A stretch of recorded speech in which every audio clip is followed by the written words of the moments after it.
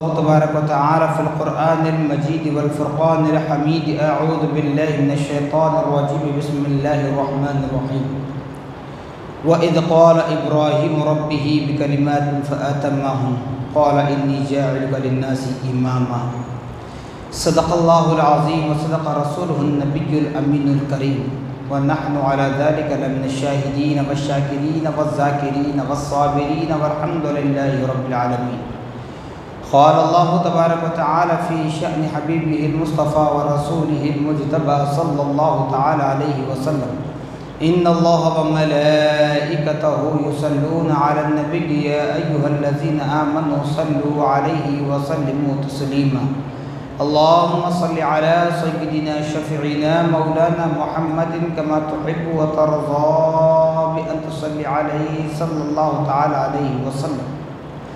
نبی اور آل نبی پر پھر ایک مرتبہ آواز بلند درود پاک پڑھیں۔ اللہم صلی علی سیدنا شفیعنا مولانا محمد معد الجود والکرم منبع العلم والحلم والحکم وآلہ واصحابہ وبارک وسلم صلاۃ وسلاما علیک یا رسول اللہ صلی اللہ تعالی علیک وعلی آلک واصحابک وازواجک وذریاتک واہل بیتک اجمعین۔ سبحان ربک رب العزت عما یصفون وسلام علی المرسلین والحمد للہ رب العالمین۔ الحمدللہ، تمام تعریفیں اس ذات اقدس کے لیے ہیں جو سارے عالموں کا پروردگار ہے، جس نے ساری کائنات کو پیدا فرمایا، ساری کائنات کو روزی دے رہا ہے، میدان محشر کا مالک و مختار ہے۔ یقیناً اس خدا رب ذوالجلال کا بڑا ہی شکر احسان عظیم ہے کہ اللہ سبحانہ و تعالی نے ہم اور آپ کو اپنی تمام پیدا کردہ مخلوقات میں انسان بنا کر پیدا فرمایا، اشرف المخلوقات کے درجے سے سرفراز فرمایا، نبی مکرم رسول محتشم صاحب لولاک باعث تخلیق کائنات فخر موجودات حضور تاجدار مدینہ حضرت محمد مصطفیٰ احمد مجتبی صلی اللہ تعالی علیہ وسلم کی امت بابرکت میں پیدا ہونے کا اعزاز بخشا۔ کرم پر کرم بالا کرم یہ ہے کہ اللہ رب العالمین نے اپنے گھر میں ایک جگہ جمع ہونے کا موقع عطا فرمایا۔ صاحبو، جیسا کہ بارہا آپ سے کہا جا چکا ہے کہ اللہ رب العالمین نے اس کائنات کو وجود بخشا، پیدا کیا، انسان بنایا، پھر ایک خاص تخلیق یعنی اپنی تخلیق میں خاص ایک صفت جو مومن پیدا کیا ہمیں، الحمدللہ۔ تو جان لیں کہ اللہ پاک نے یہ اعلان کر دیا قرآن مقدس میں خلقت الجن والانس الا لیعبدون، ہم نے انسان اور جنات کو پیدا کیا ہے اپنی عبادت کے لیے۔ جنات سے مراد یہاں پر وہ سرکش جن نہیں ہیں بلکہ پاک جن ہیں جو اللہ تبارک و تعالیٰ کی حمد و ثنا بیان کرتے ہیں، اللہ کی عبادت، ریاضت، ذکر و اذکار، تسبیح و تحلیل میں مصروف و مشغول رہا کرتے ہیں۔ اللہ پاک جہاں فرما رہا ہے کہ میں نے اپنی عبادت کے لیے پیدا کیا، تو میں نے بارہا کہا کہ اللہ رب العالمین نہ ہماری نمازوں کا محتاج ہے، نہ ہمارے روزے رکھنے کا محتاج ہے، نہ ہمارے زکوٰۃ ادا کرنے کا محتاج ہے، نہ ہماری قربانی کرنے کا محتاج ہے، نہ ہمارے حج بیت اللہ کا وہ محتاج ہے، وہ بے نیاز ہے، وہ بے نیاز ہے۔ آج اگر ہم اپنے معاشرے پر نظر ڈالتے ہیں تو یوں محسوس ہوتا ہے، ایسے معلوم ہوتا ہے کہ ہم نام مسلمان کا رکھ لیے ہیں، لیبل مومن کا لگا چکے ہیں، لیکن ہماری زندگی دنیا کی شہرت، دنیا کی عزت، دنیا کی دولت، دنیا کی زینت، دنیا کی خوبصورتی کے لیے چل رہی ہے۔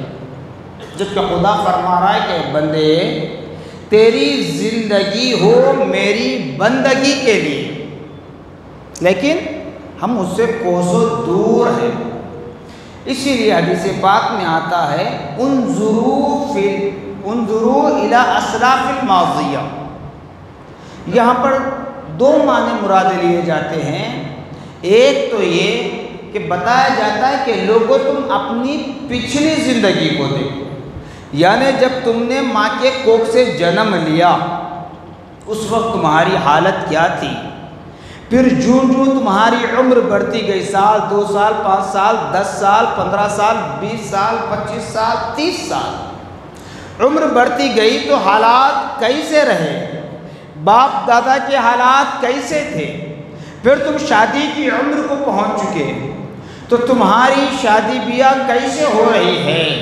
تمہارے گھر کی ہی مثال لے لو، میں الگ نہیں ہو رہا ہوں، میں بھی آپ کے ساتھ شامل ہوں، حدیث رسول کا مفہوم بتا رہا ہوں کہ تمہارے آبا و اجداد نے کس کفایت شعاری کی طرح کس عقل مندی سے کام لے کر انہوں نے اپنے کام کاج کو کیسے اختیار کیا۔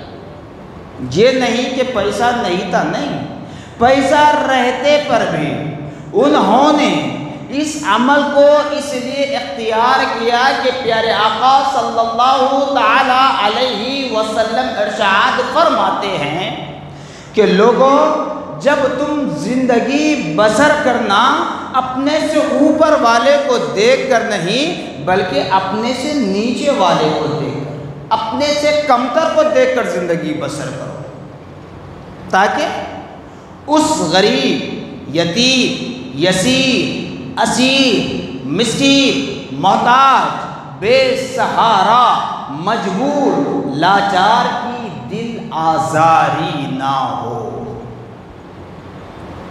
پھر اس کے بعد دوسرا معنی یہ مراد لیا جاتا ہے انظروا الی اسلاف الماضیہ کہ لوگوں تم اپنے پچھلی زندگی کے علاوہ پچھلے لوگوں کو دیکھو۔ وہاں صرف باپ دادا خاندان مراد نہیں ہے بلکہ صحابہ اکرام کی جماعت جنہوں نے حضور پاک صلی اللہ تعالی علیہ وسلم کی زندگی کو دیکھ دیکھ کر اسی نبی کی طرز پر انہوں نے زندگی بسر، ہمیں وہ دیکھنا ہے۔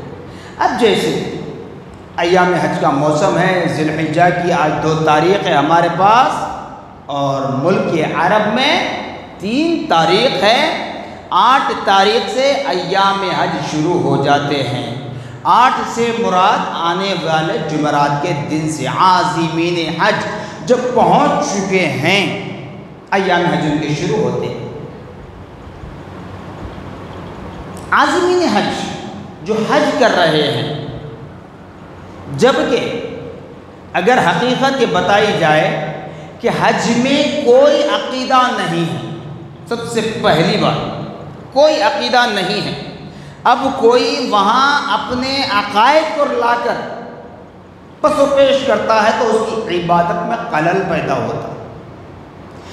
یہ ضرور ہے، میں نے بارہا کہا، اسلام کا معاملہ، قرآن کا معاملہ، رب کی ربوبیت کا معاملہ، رب کے رحم و کرم کا معاملہ، رب کے فضل کا معاملہ بغیر حب نبوی صلی اللہ تعالی علیہ وسلم کے سمجھنا امپاسبل ہے، مشکل ہے۔ کیوں؟ جیسے 8 ذی الحجہ سے ایام حج شروع ہو جاتے ہیں، جس کو ایک نام اور بھی کہا جاتا ہے مناسک حج۔ مناسک حج، حج کے اعمال، حج کا طریقہ۔ تو مناسک حج ہے کیا؟ جہاں پیارے آقا محمد الرسول اللہ صلی اللہ علیہ وسلم کی مدحت بیان ہو، آپ کے رسالت کے چرچے ہو تو فلاں اعتراضات ہوتے ہیں۔ میں یہاں اعتراض کی بات کر کے، عقیدے کی بات کر کے دڑاڑ پیدا کرنا مقصد نہیں ہے، بلکہ بتا رہا ہوں کہ مناسک حج حضرت ابراہیم خلیل اللہ علی نبینا علیہ السلام کی یاد تازہ ہوتی. ہمارے ذہنوں میں یہ بات بیٹھی ہوئی ہے کہ صرف قربانی ہی ابراہیم خلیل اللہ علیہ السلام کی یاد ہے. نہیں، مناسک حج کا ادا کرنا، ارکان حج کا ادا کرنا، یہ حضرت ابراہیم علیہ السلام کی یاد کو تازہ کرنا ہے. طریقہ ہمیں نبی نے بتلایا. اور حضرت ابراہیم خلیل اللہ علی نبینا علیہ السلام کون؟ جو رشتے میں ہمارے پیارے آقا صلی اللہ تعالی علیہ وسلم کے جد اعلیٰ ہوتے ہیں. حضرت ابراہیم خلیل اللہ علی نبینا علیہ السلام سے اللہ پاک نے جتنی آزمائشیں کی، شاید ہی کسی اور نبی و رسول سے اتنے امتحانات نہیں لیے گئے جتنے ابراہیم علیہ السلام سے لیے گئے. اور حضرت ابراہیم علیہ السلام اپنے رب کی رضا کے لیے وہ عمل کرتے رہے جس سے رب راضی ہو. ہر بات ذہن میں رکھ لیں،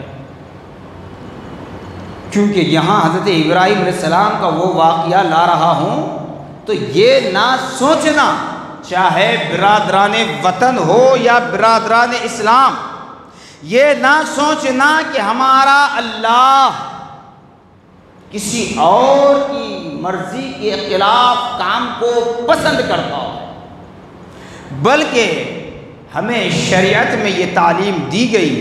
خدا تبارک و تعالیٰ نے ہمیں تعلیم دی، نبی پاک صلی اللہ علیہ وسلم نے یہ تعلیم دی کہ لوگوں، تم جس ملک میں رہتے ہو وہاں کے قانون کا پالن کرنا، یعنی وہاں کے قانون کا تحفظ کرنا، وہاں کے قانون کی اطاعت کرنا.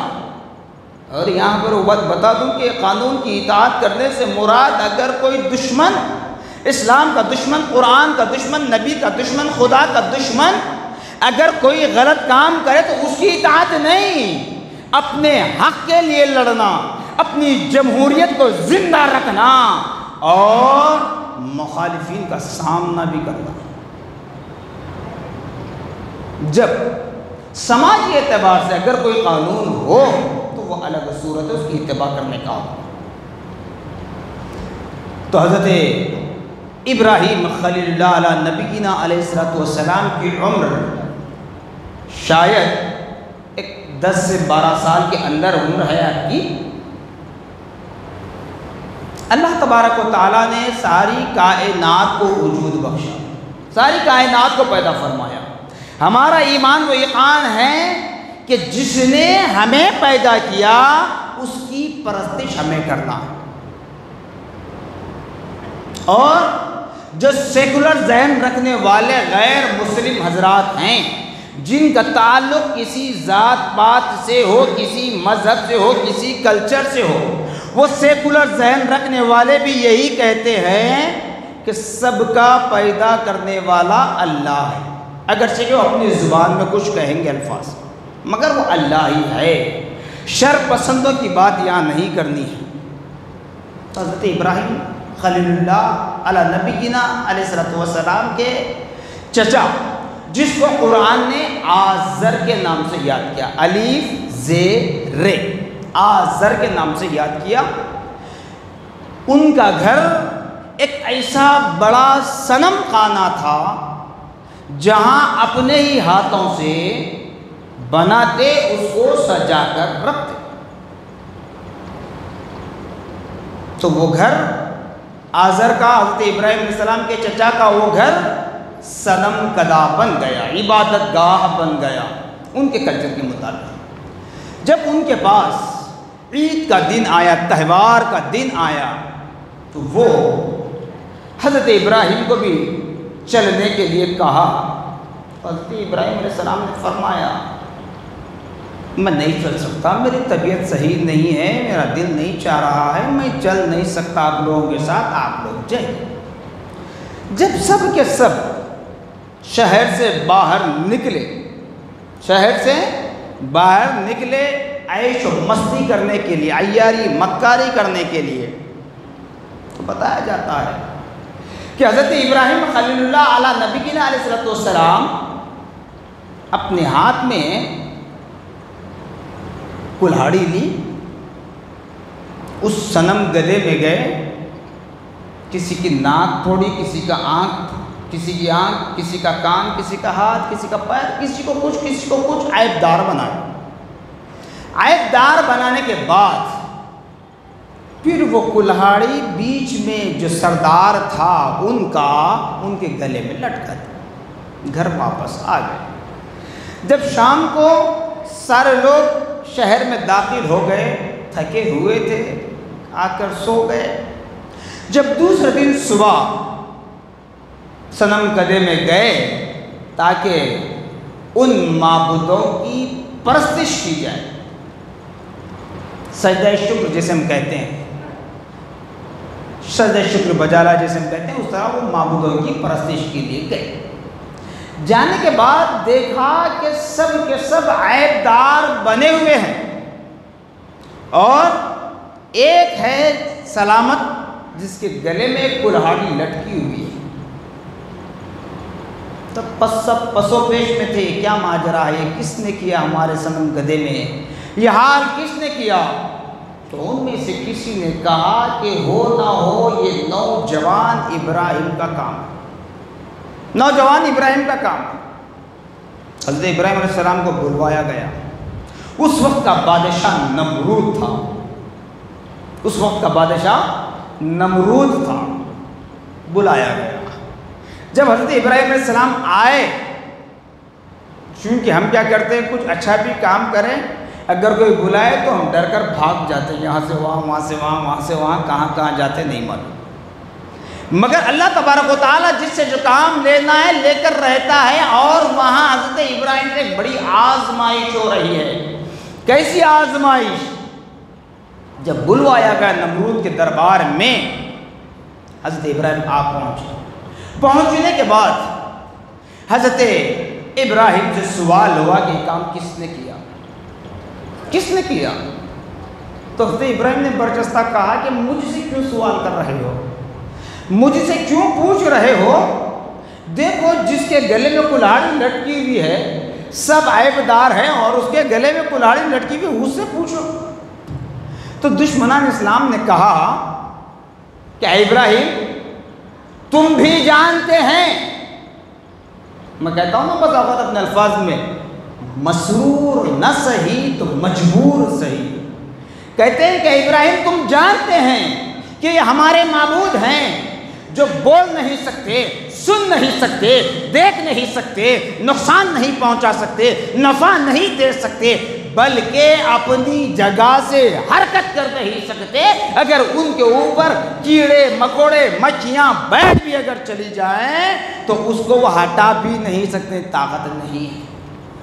تب ابراہیم نے کہا یہی تو میں کہنا چاہ رہا تھا کہ اللہ کی عبادت کرو، اللہ کی پرستش کرو، جو ہم کو پیدا کیا، جو ہم کو رزق دے رہا ہے، جو ہمارا خالق ہے، مالک ہے، رزاق ہے، حساب و کتاب لینے والا ہے۔ میں یہی تو کہنا چاہ رہا تھا، اتنا سننا تھا۔ نمرود کو غصہ آیا، کہنے لگا اپنے سارے قوم سے کہ سب جا کر لکڑیاں جمع کر دیں۔ اب بتائیں مجھے، ہم سنتے ہیں آگ میں ڈالا گیا حضرت ابراہیم کو، ایک آدمی کو جلانے کے لیے کتنی آگ کی ضرورت ہوتی ہے؟ ایک آدمی کو جلانے کے لیے کتنی لکڑیوں کی ضرورت ہوتی ہے؟ ارے 2-4 لکڑیوں میں بھی کام ہو جاتا ہے، لیکن نمرود کی قوم جوق در جوق حصہ لینے کے لیے اپنے ہاتھ بھر بھر کر، اپنے کندھے بھر بھر کر، اپنے سر پر گھٹیریاں اٹھا کر لکڑیاں لائی۔ ٹنوں کی لکڑیاں جمع ہو گئی، ٹنوں کی لکڑیاں جمع ہو گئی، اور ان ساری لکڑیوں کو آگ لگائی گئی، آگ لگائی گئی۔ اس کے بعد وہ دہتی ہوئی آگ جس کو دیکھنے کی طاقت کسی کے پاس نہیں ہے، خود نمرود کے پاس وہ طاقت نہیں تھی دیکھنے کی، پھر حضرت ابراہیم کو اس آگ میں کیسا ڈالا جائے؟ تو شیطان وہاں بھی آ گیا، آ کر کہنے لگا جس طرح بچوں کو جھولا جھلاتے ہیں ابراہیم کو لٹا کر دونوں پیر دونوں ہاتھ پکڑے جائیں، جھولا جھولا کر آگ کے حوالے کر دیں۔ نمرود نے وہی حکم دیا، آگ میں ڈالا گیا۔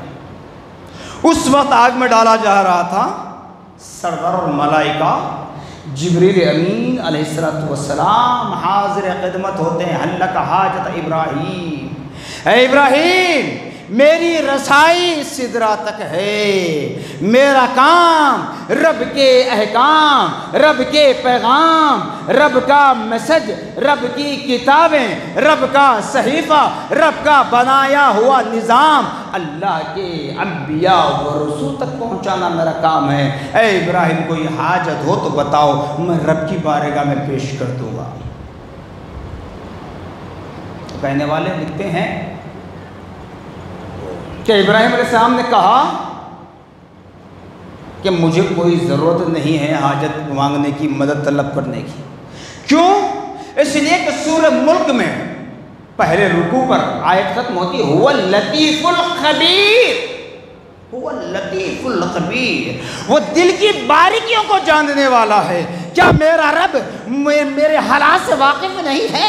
کیا میرا رب نہیں جانتا یہ کام میں نے کیوں کیا؟ کیا میرا رب نہیں جانتا مجھ کو نعرہ نمرود میں ڈالا جا رہا ہے؟ کیا میرا رب نہیں جانتا کہ مجھ پر ظلم ڈھایا جا رہا ہے؟ وہیں پر اہل علم کے ساتھ اہل حق، علماء ربانیین، مشائخ نظام، سادات اکرام، اہل تصوف کا علم جو رکھتے ہیں، پیران کامل، اپنی زبان میں کہتے ہیں کہ جب جبرائیل کے کہنے پر ابراہیم نے خاموشی اختیار کی، کہا کہ مجھے کسی کوئی ضرورت نہیں ہے تمہارے حاجت کی، تمہارے مدد کی، تمہارے ہیلپ کی۔ پھر ادھر جبرائیل کو حکم ہوتا ہے کہ جبرائیل جنتی تخت لے جا کر اس نعرہ نمرود میں بچھا دینا۔ ادھر اللہ تبارک و تعالی آگ کی پرستش کرنے والے بھی ہیں آج۔ بتائیے اللہ تبارک و تعالی آج سے کہہ رہا ہے یا نار کونی بردا وسلاما علی ابراہیم، یا نار کونی بردا وسلاما علی ابراہیم۔ اے نمرود کی آگ نہیں کہا، اے نمرود کی آگ نہیں کہا، اے نمرود کی طاقت نہیں کہا، کیا کہا میرے رب نے؟ اے آگ، اے آگ تو میرے ابراہیم پر ٹھنڈی ہو جا، گلزار بن جا، چمن بن جا۔ اتنی بھی ٹھنڈی نہ ہونا کہ ان کا عقیدہ ٹھنڈا ہو جائے، ان کی محبت ٹھنڈی ہو جائے، اتنی بھی تپش باقی نہ رکھنا کہ میرے ابراہیم کے جسم کو کوئی تکلیف پہنچے۔ آگ رب کا حکم مان رہی ہے، چمن بن رہی ہے، گلزار بن رہی ہے۔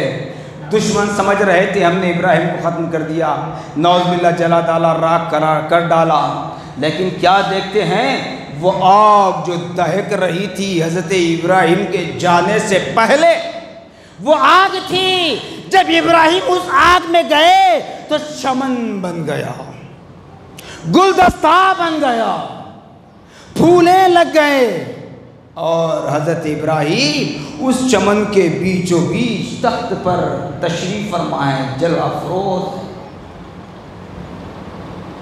تو بتایا جاتا ہے اگر حقیقت کی نظر سے دیکھو، رب کی ربوبیت کے نظر سے دیکھو تو پتہ چلے گا میرے پیارے آقا صلی اللہ تعالیٰ علیہ وسلم اسی ابراہیم کے نطفے سے آنے والے ہیں، اس ابراہیم کی پشت میں نور محمدی ہے۔ اور حضرت ابراہیم علیہ السلام کو آگ میں ڈالا گیا تو کیا خدا چاہے گا اگر کسی کا معصوم بچہ آگ کی تڑپ بڑھ جائے تو ماں اگر دیکھ لے تو برداشت کرے گی؟ الٹے پیر آگ کی طرف بھاگے گی، جانے کی طاقت کیسی ہوگی؟ وہ کچھ نہیں دیکھے گی، پتھر آ رہا ہے، آگ کے ڈھیلے آ رہے ہیں، وہ کچھ نہیں دیکھے گی، بس اپنے لال کو بچانے کے لیے جائے گی۔ کسی باپ کے سامنے اگر بیٹا تڑپتا رہے تو باپ خاموش رہے گا؟ نہیں، اپنی جان کی بازی لگا کر وہ اپنے بیٹے کی جان بچانے کے لیے آگے بڑھے گا۔ اللہ تعالیٰ فرماتا ہے میں 70 ماہوں سے زیادہ محبت کرنے والا ہوں، میں 70 ماہوں سے زیادہ محبت کرنے والا ہوں۔ اس پشت ابراہیم میں نور محمدی صلی اللہ علیہ وسلم پیوست ہے، تو اللہ تعالیٰ نور محمدی کو رکھ کر ابراہیم کو جلاتا نہیں، بلکہ گلزار بن کر ابراہیم علیہ السلام تخت پر آ بیٹھے۔ یہ سب سے پہلا امتحان تھا، سب سے پہلا امتحان حضرت ابراہیم خلیل اللہ نبی علیہ السلام سے جو لیا گیا، اس نور محمدی۔ کیونکہ حضرت ابراہیم علیہ السلام نے بھی اللہ سے یہی دعا کی تھی نا، مولا اب تو اپنے آخر نبی کو جلوہ گر فرما، یہ قوم سدھرنے والی نہیں ہے۔ نبی پاک صلی اللہ علیہ وسلم نے فرمایا کہ لوگوں، میں انی دعوت ابراہیم، میں میرے جد ابراہیم کی دعوت ہوں جو تمہارے درمیان جلوہ گر ہوا۔ نور محمدی جہاں جہاں رہا وہ سب کے سب محفوظ ہوتے رہے، سب کے سب محفوظ ہوتے رہے۔ یہ پہلا امتحان حضرت ابراہیم خلیل اللہ نبی علیہ السلام کا۔ جہاں خانہ کعبہ بنوانے کا حکم ہوا تو بنایا، جتنا بلند کرنا تھا کر دیا۔ اس کے بعد اپنے فرزند ارجمن حضرت اسماعیل ذبیح اللہ علیہ السلام کو کہا کہ اے اسماعیل میرے کاندھوں پر کھڑے ہونا، اور جہاں تک تمہارا ہاتھ پہنچ سکتا ہے وہاں تک میرے خدا کے گھر کو بلند کر دینا۔ یہی تو ہے کہ جب عازمین حج، عازمین عمرہ کعبے کے طواف کر لیتے ہیں، 7 چکر لگاتے ہیں، اس کے بعد مقام ابراہیم پر نماز پڑھنے کا حکم جو دیا جاتا ہے، قرآن یہی تو کہہ رہا ہے وَإِذِ ابْتَلَىٰ إِبْرَاهِيمَ رَبُّهُ بِكَلِمَاتٍ فَأَتَمَّهُنَّ قَالَ إِنِّي جَاعِلُكَ لِلنَّاسِ إِمَامًا۔ اے ابراہیم، ہم نے آپ کو سارے لوگوں کا امام بنا دیا۔ پھر یہ نہ سوچنا جب ابراہیم سارے لوگوں کے امام ہیں، قرآن کہہ رہا ہے، تو پھر یہ اہل سنت و جماعت والے، میلاد منانے والے، نبی کی رسالت کے چرچے بیان کرنے والے کیوں نبی کو امام الانبیاء کہتے ہیں؟